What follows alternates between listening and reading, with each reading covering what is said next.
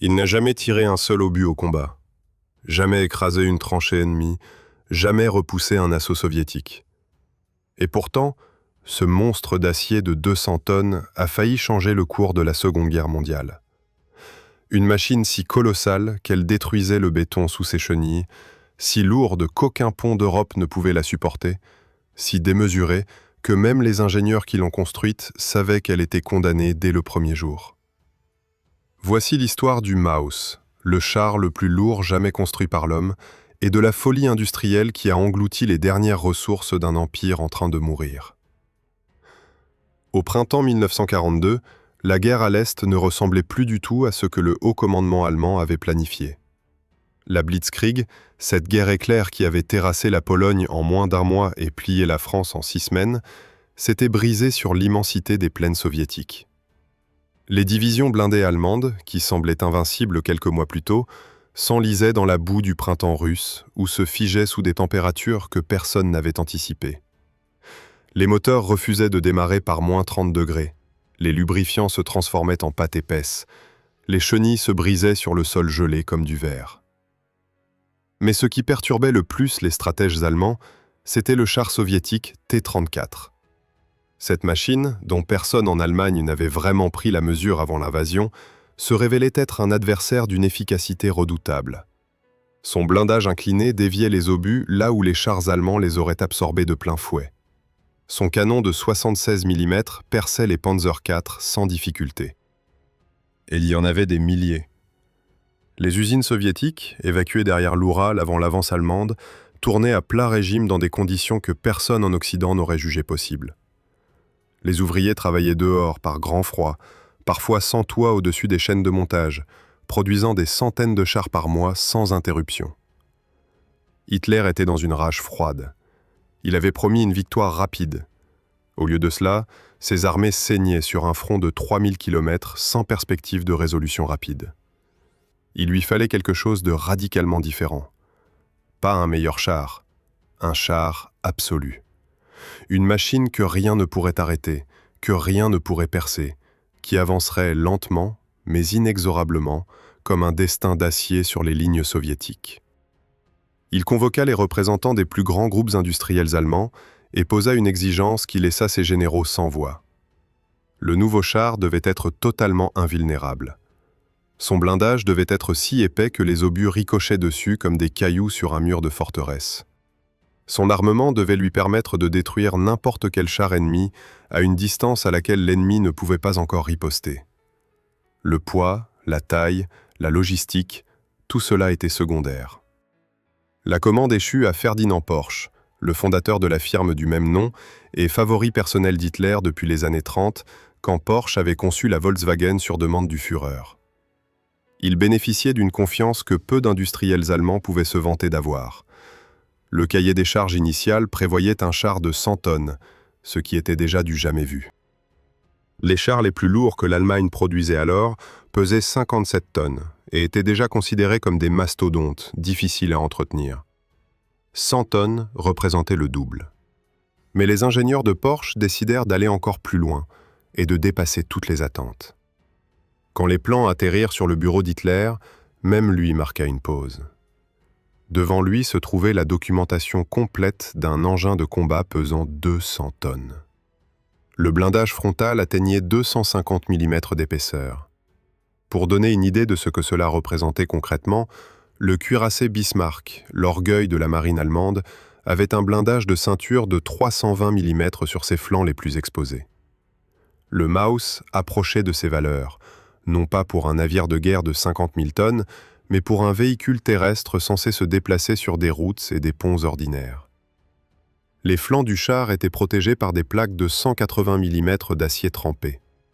Même le toit, généralement le point faible de n'importe quel blindé, était recouvert de 60 mm d'acier, suffisant pour résister aux bombes d'aviation de petit calibre. Dans la tourelle, les ingénieurs avaient prévu d'installer un canon de 128 mm, le KWK-44. Une arme capable de percer le blindage de n'importe quel char existant à une distance de plus de 2 km.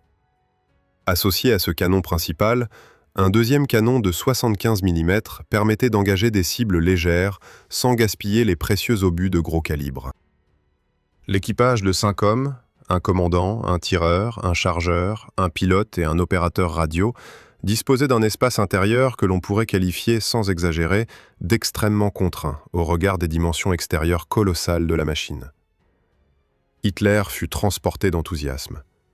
Il signa immédiatement l'ordre de construction d'un premier prototype et parla déjà de production en série de 150 exemplaires. Dans son esprit, il voyait ces colosses d'acier ouvrir la route vers Moscou, avançant en formation serrée, imperméable aux canons soviétiques, écrasant les lignes de défense comme un rouleau compresseur. Personne dans son entourage immédiat n'osa lui dire ce que les ingénieurs chuchotaient entre eux dès qu'ils sortaient de la salle de réunion. Car il y avait un problème fondamental que les chiffres sur le papier ne pouvaient pas cacher éternellement. Comment faire avancer 200 tonnes d'acier ? Un char ordinaire de 50 tonnes nécessitait déjà un moteur puissant et une transmission robuste. Quadrupler la masse signifiait quadrupler les contraintes sur chaque composant mécanique. Les ingénieurs se tournèrent d'abord vers un moteur d'avion, le Daimler-Benz MB509, un 12 cylindres en V utilisé sur certains bombardiers allemands. Puissant sur le papier, mais insuffisant pour la tâche réelle. Le Maus, avec ce moteur, pouvait à peine se mettre en mouvement sur terrain plat. On lui substitua un moteur diesel encore plus imposant, le Daimler-Benz MB517, développant 1200 chevaux. Il fonctionnait non pas en entraînant directement les chenilles, mais en alimentant 2 générateurs électriques qui faisaient tourner les moteurs de propulsion. Ce système de transmission électrique était ingénieux, mais il occupait à lui seul les 2/3 du volume intérieur du char. Ce qui restait pour l'équipage de 5 hommes tenait de la plaisanterie. Au printemps 1943, une maquette grandeur nature en bois fut présentée à Hitler lors d'une visite sur un terrain d'essai secret. Le Führer fit plusieurs fois le tour de la construction, levant la tête pour en mesurer la hauteur. 3,50 m du sol au sommet de la tourelle, plus de 10 mètres de long, près de 4 mètres de large. Hitler exigea quelques modifications mineures et signa sur le champ l'ordre de fabrication du premier prototype en acier véritable. Pour lui, c'était déjà une affaire réglée. La machine qui changerait le cours de la guerre était en marche. Mais la réalité attendait patiemment au bout de la piste d'essai de Kummersdorf, prête à démolir toutes ses certitudes l'une après l'autre. Fin 1943, le premier prototype roulant du Maus quitta les ateliers berlinois. Les techniciens qui l'avaient assemblé pièce par pièce pendant des mois regardaient leur création avec un mélange de fierté mal dissimulée et d'inquiétude croissante. La machine était réelle, elle respirait, elle grondait. Mais personne ne savait encore ce qui allait se passer quand elle poserait ses chenilles sur le sol du polygone de Kummersdorf pour la première fois. Le jour du premier essai de mobilité, les officiers présents gardèrent le silence quand le moteur diesel rugit et que le colosse s'ébranla lentement. Les chenilles mordirent le béton de la piste d'essai, et presque immédiatement, quelque chose d'inquiétant se produisit. Le revêtement, conçu pour supporter le passage de matériel lourd, commença à se fissurer sous la pression des chenilles. Pas à se marquer légèrement, comme sous un Tiger ou un Panther, à se fissurer profondément, en larges craquelures qui couraient sur plusieurs mètres de chaque côté de la trajectoire. Chaque chenille du Maus exerçait sur le sol une pression comparable à celle d'un bâtiment de plusieurs étages déplacé sur 4 bandes d'acier. Le béton armé s'effritait comme du plâtre sec. Sur terrain naturel, la situation empirait de manière spectaculaire. Les chenilles s'enfonçaient dans le sol meuble jusqu'à une profondeur de 50 cm. Le char ne roulait pas, il labourait. Derrière lui, il laissait 2 tranchées parallèles profondes, comme si une charrue géante était passée. Sur le moindre dénivelé, le moteur montait en température de façon alarmante. Les jauges s'affolaient. Le mécanicien devait réduire l'allure pour éviter la surchauffe, ce qui ramenait la vitesse à quelque chose de proche de zéro absolu. Le pilote rapporta que chaque virage demandait une anticipation de plusieurs dizaines de mètres. Toute tentative de correction brusque faisait patiner les chenilles et creuser davantage le sol. La machine n'obéissait pas, elle négociait. La vitesse maximale mesurée sur surface dure et parfaitement plane atteignit 20 km par heure. Le T-34 soviétique en faisait 55. Le Tiger allemand, 45. Même un fantassin en marche forcée pouvait distancer le Maus sur terrain difficile. L'idée d'un char de percée capable de foncer dans les lignes soviétiques avant que l'ennemi ne puisse réagir s'évaporait complètement face aux chiffres réels. Pire encore, les logisticiens calculèrent qu'aucune route existante en Allemagne ou en Europe de l'Est ne supporterait le passage régulier de telles machines sans être détruite en quelques allers-retours. Déployer une colonne de Maus signifiait construire la route devant eux en même temps qu'ils avançaient. Lors des tests de franchissement, la catastrophe devint véritablement évidente. Les sapeurs renforcèrent un pont de campagne au-delà de ce que les calculs jugeaient nécessaire, avec des marges de sécurité multiples soigneusement documentées. Le Maus s'engagea lentement sur la structure. À mi-parcours, les poutres maîtresses commencèrent à gémir. Un son long, métallique et sinistre, qui fit reculer instinctivement tous les observateurs présents sur les berges. Le commandant ordonna la marche arrière immédiate. Le pont survécut, mais fut déclaré inutilisable après inspection. Une seule traversée partielle avait suffi à déformer les éléments porteurs de façon irréversible. Les ingénieurs civils, appelés en renfort, confirmèrent ce que tout le monde redoutait. Aucun pont routier standard d'Europe ne supporterait le passage du Maus, ni en Allemagne, ni en Pologne, ni en Union soviétique. Le général Heinz Guderian, architecte de la Blitzkrieg et plus grand stratège blindé de l'Allemagne, vint observer les essais en personne. Il examina les relevés de consommation de carburant avec une attention particulière. Réservoir plein, 65 km d'autonomie sur route, 40 sur terrain varié. 3 heures de mobilité dans les meilleures conditions imaginables. Guderian n'éleva pas la voix. Il se contenta de prononcer un seul mot pour qualifier le projet. Grandiose. Le ton dans lequel il le dit valait tous les rapports négatifs du monde. Guderian avait passé toute sa carrière à construire une doctrine fondée sur la vitesse, la surprise et la mobilité profonde. Le Maus était l'exact opposé de tout ce en quoi il croyait depuis 20 ans. Les ingénieurs de Porsche ne capitulèrent pas pour autant. Ils renforcèrent la suspension, modifièrent les patins de chenille pour mieux répartir la pression au sol, ajustèrent le système de refroidissement du moteur, testèrent différentes configurations de transmission. Chaque amélioration technique était réelle, mais restait marginale. Elle ne changeait rien aux 200 tonnes inscrites sur les plans depuis le premier jour. La physique ne négociait pas avec les ambitions du Führer. Ce que personne ne disait ouvertement, mais que tout le monde pensait, c'est que le Maus n'était pas un char de combat. C'était un bunker sur chenille. Impressionnant à l'arrêt, paralysant à déplacer, et totalement inadapté à la guerre telle qu'elle se déroulait réellement, où la capacité à couvrir de grandes distances en peu de temps déterminait qui vivait et qui mourait. Face à l'impossibilité de franchir les ponts existants, les ingénieurs de Porsche se retrouvèrent devant un choix brutal. Soit abandonner toute idée de déploiement réel du Maus, soit trouver une solution qui n'avait jamais été tentée sur aucun véhicule blindé au monde. Ils choisirent la deuxième option. Le Maus traverserait les rivières par le fond, comme un sous-marin rampant sur le lit du fleuve. Le concept était techniquement audacieux jusqu'à la limite de l'absurde. L'ensemble du châssis fut hermétiquement étanchéifié.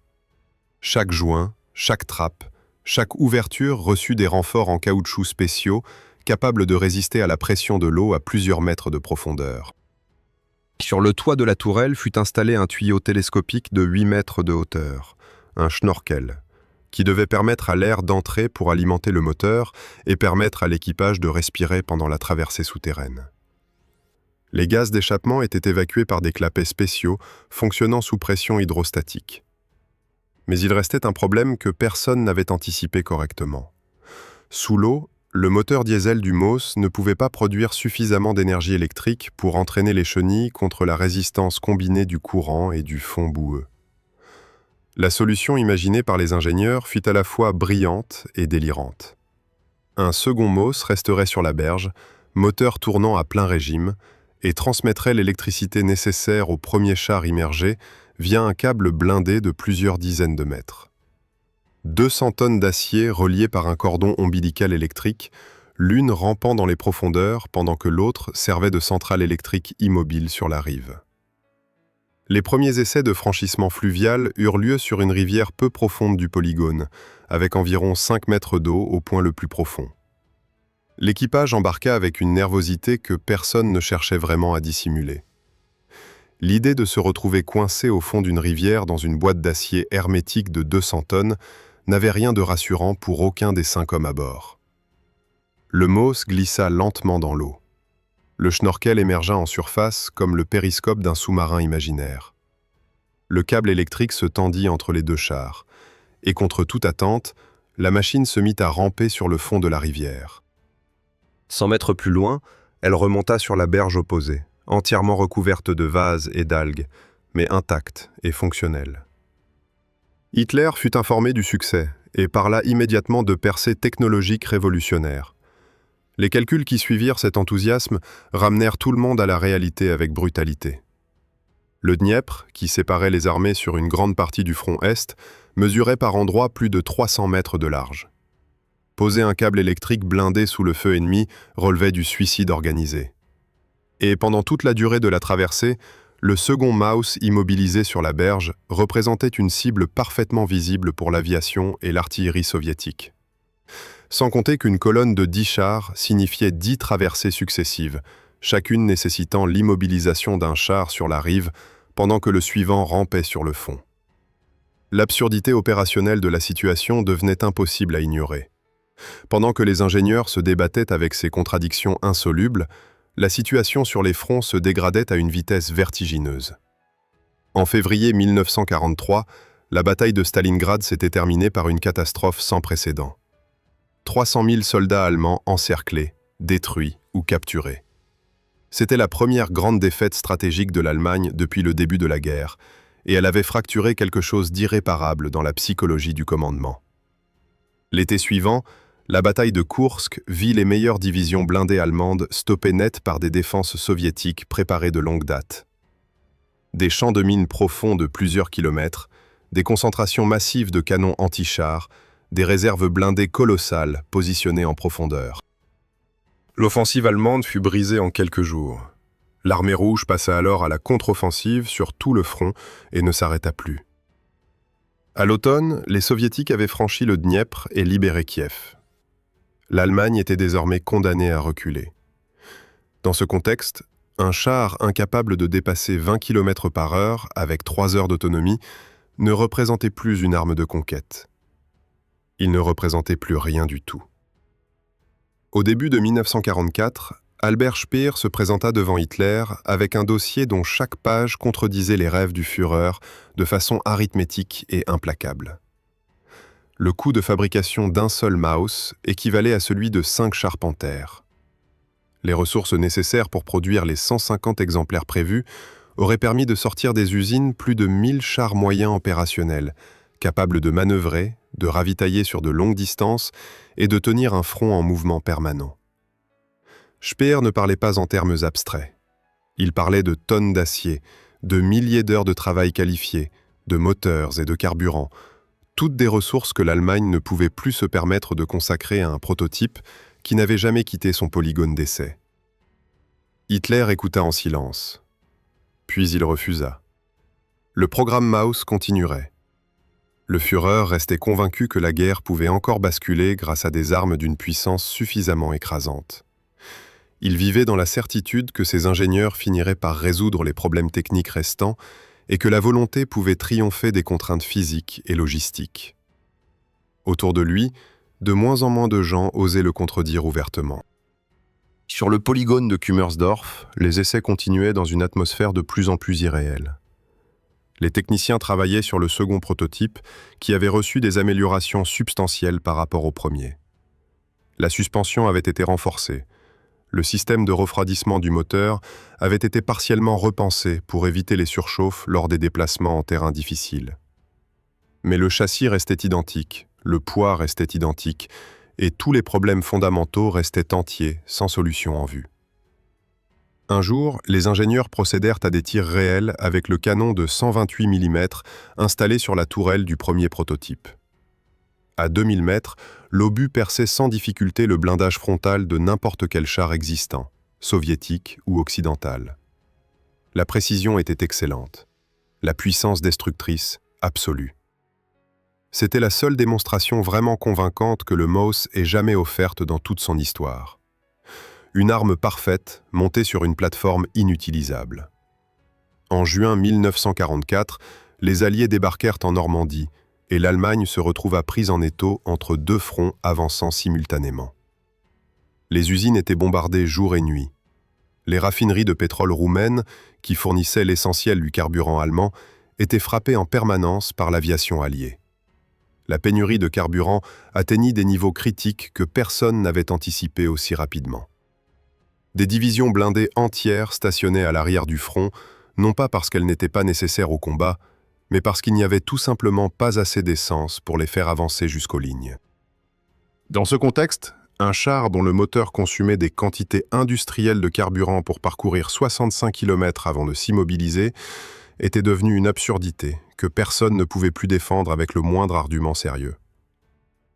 À l'automne, la Roumanie, la Bulgarie et la Finlande avaient quitté d'alliance avec l'Allemagne. Les armées soviétiques avaient atteint les frontières de la Prusse orientale et frappé pour la première fois directement le territoire allemand. À l'ouest, Paris était libéré, et les Alliés se tenaient aux portes du Reich. En novembre 1944, Hitler signa enfin l'ordre d'arrêt définitif du programme MAUS. Non pas parce qu'il avait changé d'avis sur le concept, mais parce que la réalité industrielle ne laissait plus aucune marge de manœuvre. Toutes les ressources devaient être concentrées sur la production de matériel immédiatement déployable sur les deux fronts qui se refermaient. Les deux prototypes restèrent sur le polygone de Kummersdorf, à 70 km au sud de Berlin. Le premier était complet avec sa tourelle et son armement. Le second n'avait jamais reçu sa tourelle, faute de temps et de priorité. Deux colosses immobiles, dans le froid de novembre, que personne ne savait quoi faire et que personne ne pouvait déplacer facilement vers un autre endroit. En janvier 1945, l'offensive soviétique Vistule-Oder fit avancer les colonnes blindées de 500 km en 10 jours, balayant les lignes de défense allemandes les unes après les autres. Les T-34 et les IS-2 roulaient de nuit comme de jour. Fin janvier, les avant-gardes soviétiques se trouvaient à 70 km de Berlin. Exactement la distance qui séparait la capitale du polygone où dormaient les deux MAUS dans le froid et le silence. L'ordre arriva dans la nuit. Détruire les deux prototypes avant que les unités soviétiques n'atteignent le polygone. Le commandement ne pouvait pas se permettre de laisser tomber entre les mains ennemies les seuls exemplaires d'une machine dont les solutions techniques représentaient des années de recherche en métallurgie, en transmission électrique et en blindage haute résistance. Des artificiers furent dépêchés sur place avec des charges explosives calculées pour une destruction complète et irréversible. Le premier prototype, celui qui portait sa tourelle complète avec le canon de 128 mm, fut traité en priorité. Les charges furent placées aux points les plus vulnérables de la structure, autour de la transmission, dans le compartiment moteur, sous la jonction entre la tourelle et le châssis. La détonation fut puissante et précise. La tourelle fut arrachée de son logement et bascula sur le côté. Le compartiment moteur fut éventré. Les chenilles se désolidarisèrent du châssis sous le souffle de l'explosion. Ce qui restait n'était plus qu'une masse de métal tordu et méconnaissable. Avec le second prototype, les choses se passèrent différemment. Les charges disponibles pour ce deuxième char étaient insuffisantes pour une destruction complète. La détonation endommagea sérieusement la transmission et le groupe motopropulseur, arracha plusieurs plaques de blindage latéral et détruisit une partie du plancher intérieur. Mais le châssis principal tint bon. Les plaques de blindage frontal de 250 mm résistèrent à l'explosion comme elles auraient résisté à n'importe quel obus anti-char. Le char était hors d'état de marche, mais il restait reconnaissable dans ses grandes lignes. Les artificiers n'avaient plus le temps de recommencer. Les éclaireurs soviétiques étaient signalés à moins de 20 km du polygone. Le 21 avril 1945, des unités du génie de l'armée rouge pénétrèrent sur le territoire du polygone de Kummersdorf. Les combats avaient déjà dépassé cet endroit vers l'ouest. Ce que les soldats soviétiques découvrirent parmi les bâtiments calcinés et les entonnoirs de bombes dépassa tout ce qu'ils avaient vu jusqu'alors en matière de matériel blindé capturé. Les deux masses d'acier couchées dans la boue de la cour principale étaient d'une échelle qui n'avait aucun équivalent dans leur expérience de la guerre. Des soldats grimpèrent sur les flancs des épaves pour se faire photographier, cherchant à donner une idée des proportions à quiconque verrait ces images plus tard. Les officiers du renseignement militaire qui arrivèrent dans les heures suivantes envoyèrent immédiatement un rapport urgent à Moscou. La réponse ne tarda pas. Ces machines devaient être récupérées, coûte que coûte. Les ingénieurs soviétiques, dépêchés sur place, évaluèrent rapidement la situation avec pragmatisme. Le premier prototype était trop endommagé pour être transporté en bloc cohérent. En revanche, sa tourelle, bien que déplacée par l'explosion, était structurellement intacte. Le second prototype avait son châssis préservé, mais n'avait jamais reçu de tourelle. La décision fut prise de combiner les deux épaves pour constituer un exemplaire aussi complet que possible.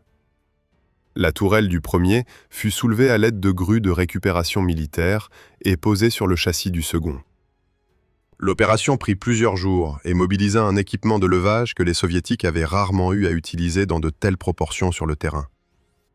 La tourelle seule pesait plusieurs dizaines de tonnes et sa manipulation dans les conditions du polygone partiellement détruit relevait d'un défi logistique considérable.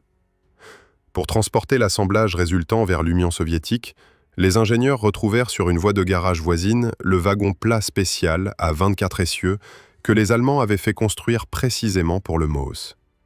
Sans ce wagon, le transfert aurait été simplement impossible. Aucune autre plateforme ferroviaire existante ne pouvait physiquement supporter une telle charge concentrée.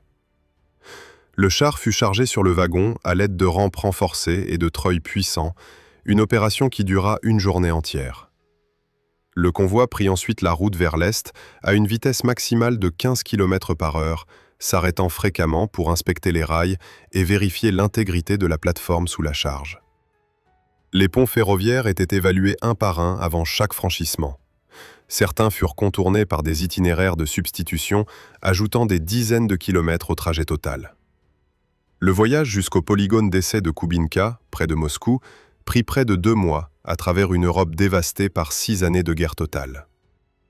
À Koubinka, les ingénieurs soviétiques soumirent le char à une série d'examens exhaustifs. Chaque soudure fut inspectée. Chaque système fut démonté et analysé dans ses moindres détails. Les essais de mobilité confirmèrent exactement ce que les Allemands avaient mesuré sur leur propre polygone 2 ans plus tôt.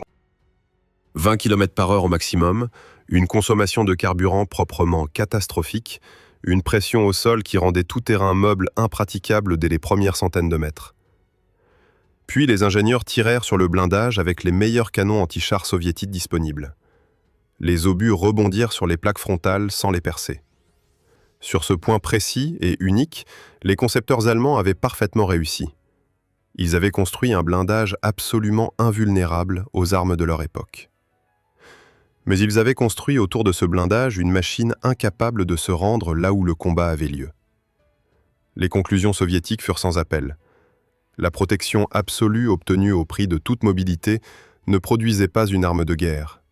Elle produisait un obstacle fixe que l'ennemi pouvait simplement contourner, sans même avoir besoin de l'attaquer. La guerre moderne se gagnait par le mouvement, par la capacité à frapper là où l'adversaire ne vous attendait pas. 200 tonnes d'acier incapables de dépasser 20 km/h n'avaient jamais changé le cours d'une bataille et n'en changeraient jamais aucune. Le char le plus lourd jamais construit par l'homme n'avait tiré aucun obus au combat, n'avait écrasé aucune tranchée ennemie, n'avait arrêté aucune offensive. Il avait seulement prouvé, au prix de ressources colossales, qu'il existe des limites que même la volonté la plus absolue ne peut pas franchir. Si cette histoire vous a captivé, laissez un pouce levé sous cette vidéo. Écrivez en commentaire quelle machine de guerre vous voudriez découvrir dans un prochain épisode. Et abonnez-vous pour ne manquer aucune histoire à venir.